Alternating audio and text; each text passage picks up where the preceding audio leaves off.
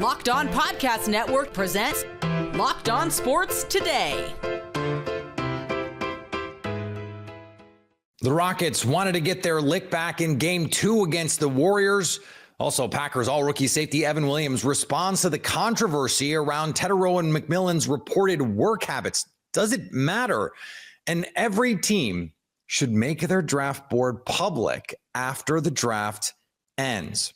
Today's episode brought to you by our friends at FanDuel. Right now, new FanDuel customers can get $250 in bonus bets if your first $5 bet wins. I'm Peter Bukowski, starting your day with the can't-miss stories and biggest debates in sports. You're Locked On Sports Today. Searching all major sports. Found. Let's start with the biggest story. The Warriors already won Game 1 on the road, so they played with house money in Game 2 as the pressure was on the Rockets to get at least one win before heading back to the Bay. I think we know where to start. The game deserves some breakdown because there were some interesting elements throughout, most notably the play of Jalen Green. If he rises to 38-point Jalen Green like he did tonight, it's a completely different Rockets team than we saw a couple days ago. They didn't even need a monster night from Şengün to coast to a victory. But why they coasted to a victory, it's very simple. Jimmy Butler went down minutes into the game, and the Warriors were shell-shocked. Brandon Bajemski had food poisoning. He was throwing up some of the ugliest bricks you'll ever see in your life. It was just doomed from pretty much the get-go. And it was a catch-22 because Amen Thompson, who undercut Jimmy Butler on the play, Butler falls on his back and suffers the pelvic contusion. That was his third foul. So in the moment, you're like, all right, if Butler can shake this thing off, he's got 3. And Dylan Brooks has 3. Like, the Warriors could have a good chance to win this basketball game. And unfortunately, Butler had to go to the locker room. It was announced very early that he would not return. Here's the deal. MRI is expected tomorrow, Thursday, for Jimmy Butler. The Warriors have dealt with a couple of these pelvic contusions. Steph Curry fell. Remember, Jonathan Kuminga went down. Curry missed 2 games. Kuminga missed 1. So let's start there. Kylan, Jimmy Butler going down. What are your initial thoughts in terms of him? I mean, he's a tough guy. In terms of him being ready to go for Saturday. My initial thought when that play happened was just, oh no, because the Warriors don't come out of the series without Jimmy Butler. It was an extremely hard hit. There are a lot of questions right now about whether there was a push from Draymond Green, whether that was intentional, should that have been elevated to some type of flagrant foul. I think it could have. I don't know. It was tough because on a couple different angles, like some ways it didn't look like he was pushed. Some angles did look like there was some contact from Draymond.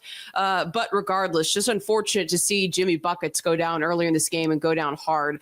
My fear is that if it's like other hip or, pelvic contusions, lower back contusions, he could be out a couple games. We saw Steph miss 2 games earlier this season because of that. And he's had tailbone issues as well that have kept him out an extensive amount of time. I don't think it was the tailbone though. Like, I think it was more of a hip issue.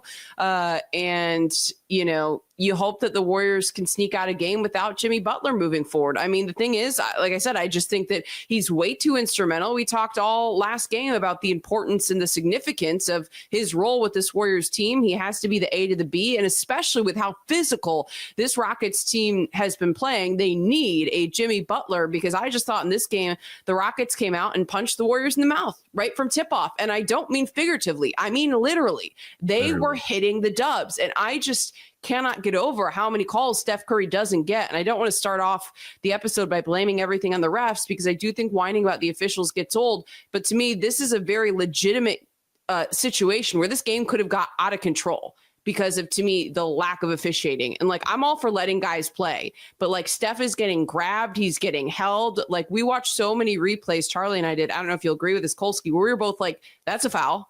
That's a foul. They're grabbing his hips. They're grabbing whatever. So I think you could point to a lot of different reasons why. But like you said, Chuck, I just feel like from the get-go, it felt like they came out and hit first. Obviously, Jalen Green gets red hot. But I think that there was a lot of wind out of the Warriors' sails when Jimmy Butler went down, and especially early in this game, I just feel like it piled up in addition to a couple of fouls not being called. So this was a game that felt like it was decided early. The Warriors, I think, put in some effort down the stretch. They didn't throw in the towel until late, but even when they got within 11 or 12, like I don't know that I ever had belief that they were going to come back in this game. So I think you walk away, like you split in Houston isn't a disaster the first 2 games on the road. Like I think you still feel good, but you only feel good if Jimmy Butler comes back. Yeah, and Butler's out more than one game. If he even out 2 games, like can the Warriors split in the Bay and then like you hope that Jimmy's back and then you can take the series? Like do they win the next 2 without Jimmy? I guess that's my big question. If I'm just saying, like if he was out for 2 games, for example, comparing to a similar injury with Steph earlier this year. That's the reason why I don't feel good. Otherwise, I'm like, who cares? Like, you know what? You split on the road against the number 2 seed. It's not the end of the world. When you lose Jimmy Butler, right? Yeah. Like, let's say Boston loses Tatum. Jaylen Brown. Let's say Jaylen Brown and Peyton Pritchard has food poisoning like Pods did today. It looks a little bit different than the Warriors throwing out, Pat Spencer and Guy Santos, who had horrible minutes tonight. They even went to Jonathan Kuminga many times in the game today. Steve Kerr was like, I'm running Pat Spencer out there. May as well tell Kuminga to throw off the warm-ups and, hop in the game. You can stay up to date all year on the Golden State Warriors by subscribing to Locked On Sports Today and Locked On Warriors on YouTube or your favorite podcast app. You're Locked On Sports Today. Coming up, we look at a big question facing one of the best prospects in the NFL draft. Before we get to that, the Celtics had to win without Jason Tatum and one of their other stars getting bloodied up in the process. The NBA playoffs roll on, and FanDuel is giving new customers an incredible way to get in on the action. Right now, when you join FanDuel and place your first $5 bet, you'll win $250 in bonus bets if that first bet wins. FanDuel makes it easy, whether it's picking my favorite team or diving into player props, from 3-pointers to steals to assists. There's so many ways to bet on your game, your favorite player props. Plus, after the game tips off, you can even combine live prop bets into a same game parlay for a chance to win big. You can also check out some odds on the NFL draft. The over-under for running backs drafted in the first round, 2.5. Odds on the over, plus 110. The under, minus 152. Don't miss out. Head to FanDuel.com and claim your $250 in bonus bets today.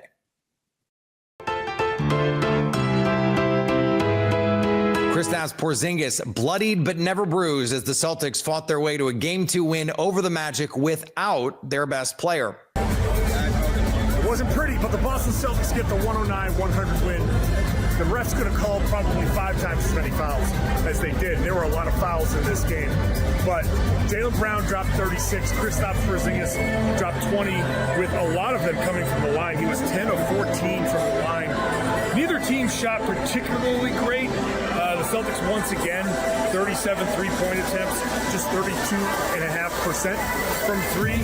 But they withstood the Orlando physicality. Kristaps Porzingis got blasted in the head by Goga Bitadze. Unintentional, but that was a really rough elbow to the head. He gets bloodied, but in pure Kristaps Porzingis fashion, he loved the moment. He soaked up the cheers, came back out, shot his flagrant free throws, and it was a great moment for him. Who, he just loves this kind of stuff. This was a rock fight. This was a tough one. This was Orlando-style basketball. The Celtics are, if there's anything here to be impressed about, they're doing it the Orlando way and winning. One of these days, we'll see them do it their way, and maybe this game will be a little bit easier. It's going to have to come in Orlando as they hit the road for games 3 and 4, and let's see if the Celtics can pull off a sweep. The Heat made a late-game push, but the Cavaliers won Game 2. Danny Cunningham here at Rocket Arena after the Cleveland Cavaliers beat the Miami Heat 121-112 in game number 2. Let's talk about this one for 94 feet. This game was closer than it probably should have been. Cavs led by as many as 19 points, but Miami was able to cut it down to 2. That's before Donovan Mitchell really started his takeover. He scored 17 of his 30 points in the fourth quarter, really carried the Cavs to a win that was, again, closer than it probably should have been. I thought Evan Mobley was much better offensively tonight. than he was in Sunday's game 1. I thought Darius Garland had a solid game, and the Cavs really exploded in the second quarter. They hit 11 three-pointers, scored 43 points in that quarter. That's really where this game was won. Cavs have certainly figured out who they want to pick on defensively. It's Duncan Robinson, who is a minus 15 in less than 12 minutes on Wednesday night, and it's Tyler Hero. They're going to bring those guys into the action just about every single time that they can when they're on the floor. But now the Cavs will head to South Beach. They've got a 2-0 lead in this best-of-7 series. Game 3 is set for Saturday, and I will see you there. And on the playoff ice, the Capitals are 2 wins away from knocking out the Canadiens. The Capitals down the Habs by a score of 3-1 as the Capitals take a commanding 2-0 lead in the series as it heads out to Montreal for the next 2 games. Hi, this is Dan Holmey of Locked On Capitals. Well, if you're an everydayer of the show, you know I've talked about the Capitals needed to make the most of their opportunities at Cap One. What did they do? They take game number 1 and 2, taking that positive momentum as they head to Bell Center on Friday. This game was won in large part tonight based on the excellent net minding of Logan Thompson. A lot of questions surrounding LT. What kind of Logan Thompson were we going to see based on the fact that he missed a substantial amount of time, saved 25 of 26 tonight. And the Capitals avoided a lot of the extracurricular activities that we saw in the first game. There was the Wilson and Anderson back and forth. And to be clear here, the Capitals out-hit the Habs 30-23, but not a lot of the extra activity behind the net, that kind of thing. And a great night for Connor McMichael, scoring 2 goals in this game. Has had a breakout season, putting up career numbers. Also, Dylan Strome finds the back of the net as well. And another good storyline in this is Ryan Leonard, who has not done a whole lot in his time with the Capitals, got a point tonight with 3 shots on goal. The Capitals did the big things that put him in the win column. They blocked 24 shots versus the Habs 12, and all things considered, they played their game. They didn't get drawn into a lot of the extracurricular activities that I think the Habs wanted them to. I'm talking about Josh Anderson and Wilson avoiding that, even though I think pound for pound they're pretty evenly matched. The Capitals hope to make it 3-0 as they take on the Habs on Friday night in Montreal. Tom McShay reported that Arizona star Tedero McMillan has a work ethic issue. I spoke with Packer super sophomore Evan Williams, and he had some illuminating thoughts about those types of reports ahead of the draft. I wanted to ask you about T-Mac because there have been some, and I can't speak to the reporting, but there's been some reports that like, hey, he only wanted to go hard in practice when a scout was there, those kinds of things. But then you turn on the tape and you go, like, he's a problem when you're trying to defend that guy. When, as a player, when you hear the like, maybe he doesn't always work hard, but you see the productivity on tape. How do you react to that as a player? Yeah. Are you like, dang, like I wish he worked hard because like imagine how good he can be? Or are you just like, whatever, man, like you do you? Yeah, I feel like there's always going to be noise about like, or especially for certain draft prospects about your outside life. That's what really what people want to tune into. Okay, who are you, when you're not in the facility? Who, like what type of person are you? But I'm always somebody that believes that, your tape tells the whole story. Like what my product is who I am. That's your resume in this league. And so if you're consistently, week after week putting, some really good stuff on tape, then I mean, who cares if you don't like the game and then you come out and, play with passion and, play a physical, a tough style of ball. Who's going to say anything about your habits or it led you to, putting that product on tape. So I was never one to really feed into much of that noise about, he doesn't work hard or he doesn't do this. But Greg Cosell once told me, we were talking about Johnny Manziel, so this is a long time ago now, but he said, I asked him about intangibles, and he said if it doesn't show up on the tape, it doesn't matter. Like if you call a player clutch, but they don't play great in the fourth quarter, then are they clutch? Yeah, no. We just have this idea, so it's like it either manifests on the field or it doesn't matter. Absolutely, and I'm all for your habits, being consistent from off the field to the field. Well, that just works for me, and I'm speaking for myself that the smoother that transition is to where you're watching film at home and you just have a routine about your day, the easier it is to, put some good results on the field. And so I can't speak to anybody else that has different habits. Everybody has their own way that things work for them and their own routines, and that's fine for them. But yeah, I'm never one to really feed into much of the noise, especially if somebody else is talking about how hard somebody works or how much somebody watches tape. Just let me see how you play, the passion you play with, and that'll tell me most of the story. Stay up to date all year on the Green Bay Packers by subscribing to Locked On Sports Today and my other show, Locked On Packers, on your favorite podcast app and on YouTube. Coming up, NFL teams should make their draft boards public when the draft ends. It's draft day. All your favorite teams' research and scouting will be put to the test, and it all comes down to their draft board. With all due respect to Jerry Jones, who once took a picture in front of the Cowboys draft board and posted it on social media, most teams keep those boards a closely guarded secret. Brian Peacock tells Matt Williamson on a recent Peacock and Williamson that should change. And I think that it shouldn't be. These are not like government secrets, man. It's just a draft board, right? Mm-hmm. The draft is over. It's done. It should be mandatory from the league that every team sends their final draft board to the reporters once the draft is over, right? It's not a secret, man. Well, the reason they don't, and I know you know this, is because the guy you take in the second round was like your 8th ranked corner, and you have a big red flag next to his name and a big character issue card next to him, and I get that, but like all of these leaked draft boards for the Cowboys hasn't changed anything, so who cares? No, right? It's not that big of a deal, but they treat it as such, and it would be and I think GMs really it's more about they don't want people to know that they got it wrong. Then they're trying to we don't want people to know that this guy who becomes a free agent in 4 years, we had a high grade. Front offices don't want this for obvious reasons, but the owners know. The owners know what the board looks like. They know if the general manager year over year is doing a good job. There is a piece of this, though, that I think we're underrating, and that is the impact of ownership. A team might have a player rated highly on their board, and ownership comes in and goes, we're not taking that guy, or we're taking this guy. Guess what owners don't want? That to be made public if it goes poorly.